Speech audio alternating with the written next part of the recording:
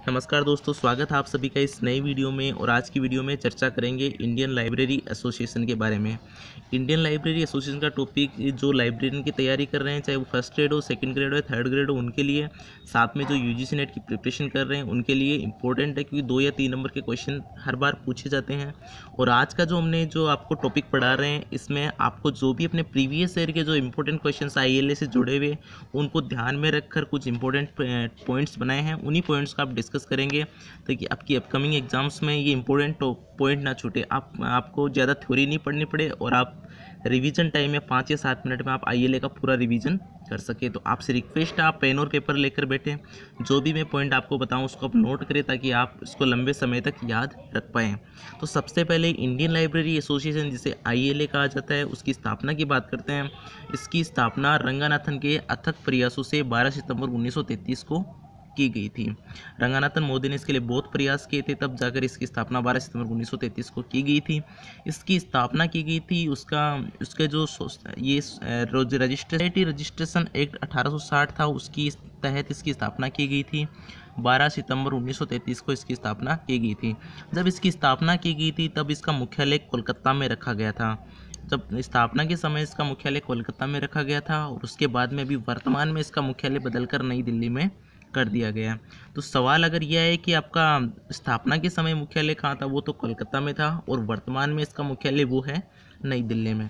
स्थापना के समय इसके प्रथम अध्यक्ष थे SC वुल्लर थे और प्रथम सचिव थे KM असदुल्ला। 1933 की बात करें, 1933 में प्रथम अध्यक्ष SC वुल्लर थे और सचिव थे KM असदुल्ला। लेकिन जब वर्तमान की बात करें तो वर्तमान में अध्यक्ष BD कुमार हैं, 2019 में बने थे, और सचिव हैं ON चौबे।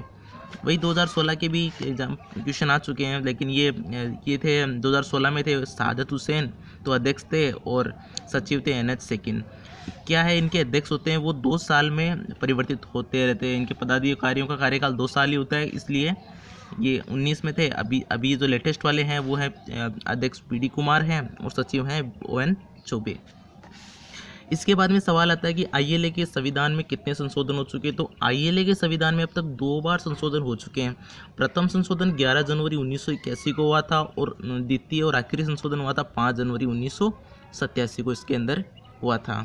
सवाल आता है कि SR रंगनाथन ILA के अध्यक्ष कब तक रहे, ये काफ़ी इंपॉर्टेंट है। तो SR रंगनाथन 1946 से लेकर 1953 तक ILA के अध्यक्ष रह चुके हैं। यानी कब 1946 से लेकर 1953 तक ILA के अध्यक्ष SR रंगनाथन रह चुके हैं। अब बात करते हैं ILA और यूनेस्को के बीच में क्या काम होता है। तो यूनेस्को ने ILA को 2 इंपॉर्टेंट कार्य दे रखे हैं। एक तो एशियाई नामों का लेखन करना, एशियाई के जो नाम होते हैं एशिया से उनके नामों का लेखन करना, और एशियाई पत्रिकाओं का निर्देशन करना। तो ये जिम्मेदारी यूनेस्को ने ILA को सौंप रखी है।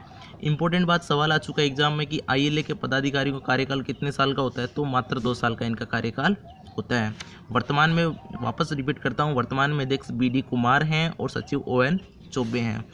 इसके अलावा ILA का IFLA के साथ कोऑर्डिनेशन की बात करें तो ILA ने IFLA की सदस्यता 1957 में ली थी। कब ली थी? 1957 में ली थी। और 1992 में ILA ने दिल्ली में IFLA का सम्मेलन आयोजित करवाया था। कहाँ पे करवाया था? दिल्ली में करवाया था। IFLA का सम्मेलन 1992 में करवाया था। इसके बाद में इंपॉर्टेंट बात करें ILA के पब्लिकेशंस की बात करेंगे तो सबसे पहला ILA ने पब्लिकेशन शुरू किया था जिला नाम की पत्रिका। जिला मतलब journal of Indian library association. इसकी फुल फॉर्म आती है एग्जाम में, क्या है? तो journal of Indian library association. प्रथम प्रकाशन इसका हुआ था सन 1942 से, यानी इसका प्रकाशन शुरू किया गया था 1942 से शुरू किया गया था और 1942 से लेकर 46 तक चला और उसके बाद 1946 में इसको प्रकाशन बंद कर दिया था। उसके बाद में 1949 में इन्होंने अब जिला नाम की पत्रिका निकाली। अब जिला की फुल फॉर्म होती है एनाल्स बुलेटिन एंड ग्रंथालय ऑफ इंडियन लाइब्रेरी एसोसिएशन। यानी ये ILA तो इसमें है ही, इसके अलावा ABG और जुड़ा हुआ है, एनाल्स बुलेटिन एंड ग्रंथालय। तो इसकी फुल फॉर्म थोड़ी इंपॉर्टेंट है, तो आप पूछ सकते हैं। इसका प्रकाशन 1949 से शुरू होकर 1953 तक चला था और यह त्रैमासिक पत्रिका थी।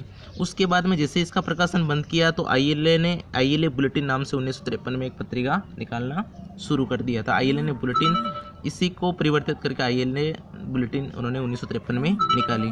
इसके अलावा ILA एक न्यूज़लेटर निकालता है जो 1948 से शुरू किया गया था, जिसकी आवृत्ति मासिक है। हर महीने आप ILA की वेबसाइट पर जाके इसको पढ़ सकते हैं। इसके अलावा उन्होंने 1955 के अंदर नालंदा नाम से एक डेटाबेस तैयार किया जिसमें 10,000 से अधिक पुस्तकों की जानकारी उसमें रखी गई थी। तो ILA के ये कुछ इंपॉर्टेंट टॉपिक्स हैं, इंपॉर्टेंट पॉइंट्स हैं जिसे अध्यक्ष पूछ सकते हैं इस बार एग्जाम के अंदर। वर्तमान अध्यक्ष BD कुमार हैं, सचिव ON चौबे, ये पूछा जा सकता है। वर्तमान कार्यालय नई दिल्ली के अंदर है। सोसाइटी रजिस्ट्रेशन कैसे हुआ था? सोसाइटी रजिस्ट्रेशन एक्ट 1860 के तहत इसका रजिस्ट्रेशन किया गया था। ILA में SR रंगनाथन कब अध्यक्ष रहे थे? 1946 से 1953 तक अध्यक्ष रहे थे।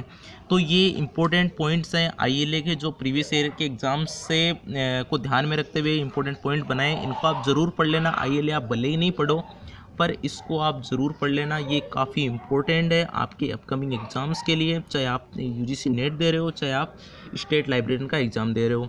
वीडियो कैसा लगा आप कमेंट करके हमें ज़रूर बताएं, क्योंकि आप हमें ये बता सकते हैं कि आपको पर्टिकुलर टॉपिक कौन सा पढ़ना है।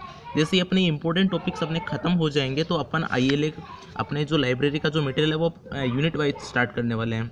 तो आप अभी वर्तमान में इंपॉर्टेंट टॉपिक्स बता सकते हैं जो आपको लगते हैं कि इंपॉर्टेंट है और आपके एग्ज़ाम में आ सकते हैं।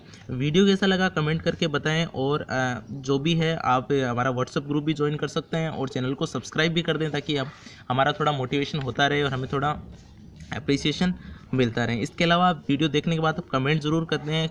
कोई भी समय आपको गलत बताइए, कोई डेट गलत बताइए, तो प्लीज़ आपसे ये रिक्वेस्ट है कि आप ऐसा ज़रूर करें।